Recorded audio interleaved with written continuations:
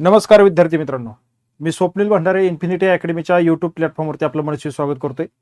समाज कल्याण आयुक्तालय भरती 2026 संदर्भात एक महत्त्वाची मोठी अपडेट या ठिकाणी आपल्याला समोर आलेली आहे आणि ती अपडेट गुड न्यूज आपल्या समोर या ठिकाणी या माध्यमातून मी तुम्हाला पोहोचवत आहे. विद्यार्थी मित्रांनो, हा व्हिडिओ तुम्हाला जर आवडला तर लाईक करायला विसरायचं नाही. विद्यार्थी मित्रांनो, जो काही आरटीआय टाकला होता समाज कल्याण आयुक्तालयाच्या ऑफिसला, त्याला जे काही उत्तर मिळालेलं आहे ते आपल्या समोर मी या ठिकाणी सादर करतोय. आनंदाची बातमी आहे, कारण यामध्ये आपल्याला रिक्त पदांची माहिती समजलेली आहे आणि जाहिरात कधी येणार आहे त्याबाबत देखील उत्तर आरटीआय मध्ये मिळालेलं आहे. चला विद्यार्थी मित्रांनो, ऑथेंटिक सोर्सवरची माहिती या ठिकाणी मी तुम्हाला देत असताना 19/5/2026 ला हा आपल्याला उत्तर मिळालेला आहे. 19/5/2026 ला ताजा आहे बघा.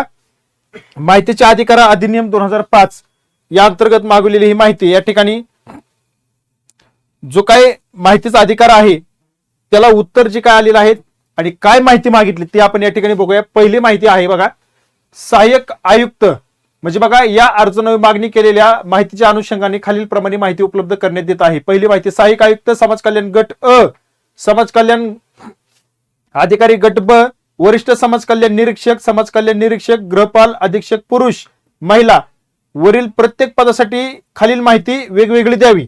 म्हणजे ही जेवढी महत्वाची पदे आहेत याबद्दल माहिती या ठिकाणी विचारली. मग कोणती माहिती विचारली लक्षात घ्या. मंजूर संख्या बघा किती आहे ती, सध्या कार्यरत असलेल्या पदांची संख्या, रिक्त पदांची संख्या आणि वरील जी पदे आहेत त्यांची प्राधिकरणामार्फत भरली, कोणत्या प्राधिकरणामार्फत, म्हणजे टीसीएस आयपीपीएस मार्फत भरती करायची की एमपीसी मार्फत भरती करायची, तो एक प्रश्न या ठिकाणी विचारलेला आहे. त्यानंतर वरील पदांसाठी महाराष्ट्र लोकसेवा आयोग मार्फत जर भरायचे असेल तर किती जागांचं मागणी पत्र पाठवलेलं आहे, ती जागांची संख्या या ठिकाणी विचारलेली आहे. आणि त्यानंतर पुढे वरील पदांची भरती प्रक्रिया सध्या कोणत्या टप्प्यात आहे, म्हणजे पद भरती प्रक्रियेची जी प्रोसेस आहे ती प्रोसेस आता कुठल्या टप्प्यावरती आहे, काय प्रोसेस चालू आहे, तो एक प्रश्न या ठिकाणी विचारलेला आहे. कारण त्यावरून आपल्याला जाहिरात आता कधी निघू शकते त्याचा अंदाज या ठिकाणी मिळणार आहे. तर बघा, याची अद्ययावत स्वरूपात माहिती या ठिकाणी मागितलेली आहे.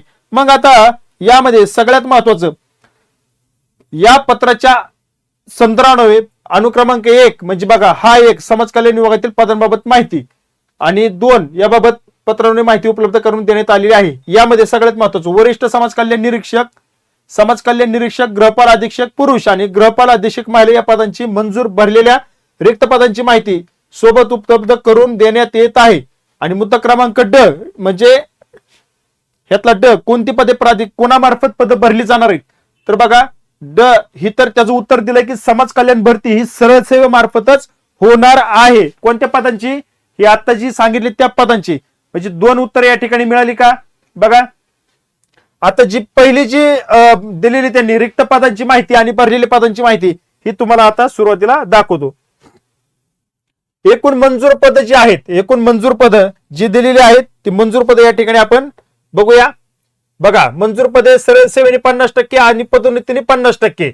मग यामध्ये मंजूर पदे आहेत 136 सरळ सेवेने जी भरलेली पद आहेत ती 97. मग आता रिक्त पद किती सरळ सेवेने भरण्यासाठी 39. बरं का, आपल्याला जी पदोन्नतीने भरायची त्याच्याशी काय घेणं देणार, सरळ सेवेने जी पद भरणार आहेत तेच आपण या ठिकाणी बघणार आहोत. मग एकूण रिक्त पदे 39 रिक्त पदे आहेत.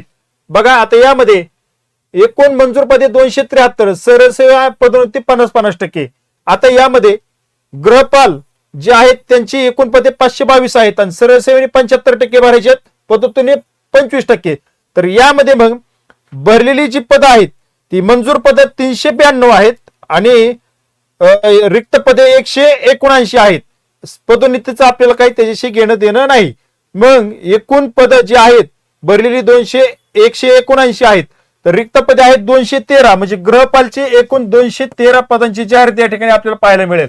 आणि सकनी म्हणजे सहाय्यक जी दुसरी जी पद आहेत बघा, याच्यामध्ये समाज कल्याण अधिकारी बघा, समाज कल्याण निरीक्षक पदांची माहिती त्यांनी दिली. म्हणजे सकनी समाज कल्याण निरीक्षक सकनीची एकूण 39 पदे या ठिकाणी रिक्त आहेत. म्हणजे आपल्याला ही 39 पदे निरीक्षक आणि गृहपालची एकूण 213 पदे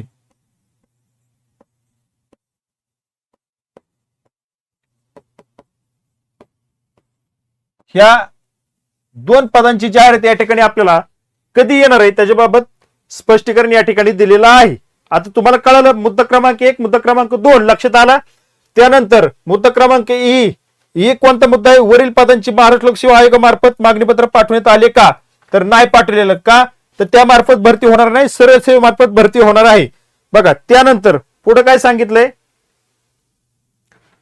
वरील पदांची भरती प्रक्रिया सध्या कोणत्या टप्प्यात आहे? बघा मुद्दा क्रमांक जी काय टप्प्यात आहे त्याची भरती सध्या प्रोसेस मध्ये या ठिकाणी आहे, कारवाई चालू आहे. आणि बघा युद्ध पातळीवरती जाहिरात काढण्यासाठी प्रोसेस या ठिकाणी चालू आहे. याबाबत सविस्तर जाहिरात आपल्याला येणाऱ्या 1 ते 1.5 महिन्यामध्ये समाज कल्याण आयुक्तालयाची जाहिरात आपल्याला प्रसिद्ध झालेली पाहायला मिळेल. किती जागांची ते पण या ठिकाणी स्पष्टीकरण दिलेलं आहे. बघा तुम्हाला स्पष्ट या ठिकाणी सांगतो की निरीक्षकच्या 39 जागा, गृहपालच्या 213 जागा समाज कल्याण आयुक्तालयामार्फत भरताना आपल्याला पाहायला मिळतील. त्याची जाहिरात देखील लवकरात लवकर आलेली पाहायला मिळेल. विद्यार्थी मित्रांनो, ही अपडेट जर आपल्याला आवडली असेल तर या चॅनलला सबस्क्राईब करायला विसरायचं नाही आणि या व्हिडिओला लाईक दिल्याशिवाय जायचं नाही. जर तुम्हाला अजून काही प्रश्न असतील तर कमेंट बॉक्समध्ये सांगा, त्याची उत्तर या ठिकाणी मी द्यायला तत्पर आहे. भेटू पुढील अपडेटमध्ये.